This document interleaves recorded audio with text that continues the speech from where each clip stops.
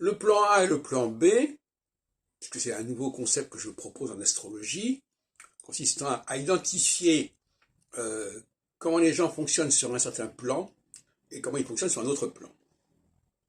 Je vais prendre le problème des colloques astrologiques, l'histoire des congrès d'astrologie en France depuis 40 ans. Eh bien, on est passé à un moment donné, en 89, par exemple, 90, d'un plan A à un plan B.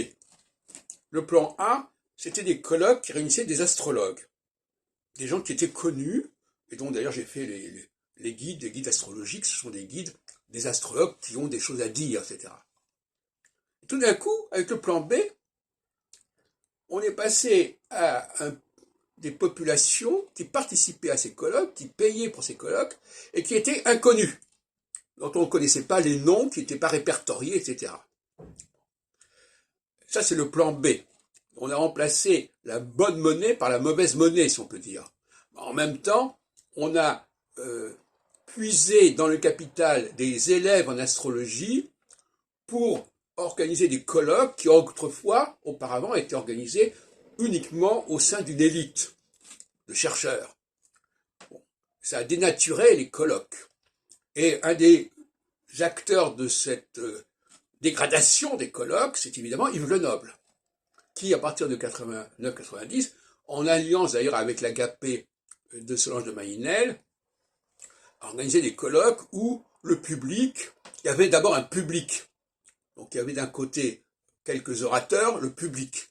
Alors que dans les colloques que moi j'organisais notamment, le public, il n'y avait pas de séparation de ce genre.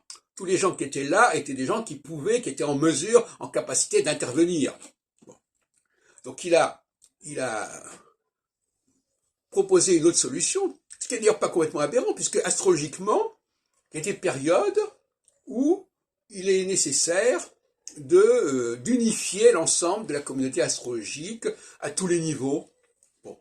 Donc effectivement, puisque les élèves font partie de cette communauté, d'une certaine manière au sens très large, il est bon de temps en temps de la faire intervenir. Mais en sachant que c'est un pis-aller de toute façon, et que les vrais colloques d'astrologie ne sont pas là pour donner des cours d'astrologie qui sont forcément standardisés, qui sont forcément cristallisés, mais pour faire de la recherche, pour inventer autre chose. Bon. Donc on voit bien que le prix à payer pour des colloques organisés avec des étudiants en astrologie, il est considérable. Parce que, d'abord, ils payent, et quand on paye, on veut avoir un certain produit. Dans les colloques que j'organisais, on ne paye pas. Vous savez pas comme ça, on participe à la limite, mais enfin, c'est pas du tout la même question. Donc on n'a pas peur de dire des choses en public qui pourraient défriser les élèves en astrologie, par exemple. Par exemple.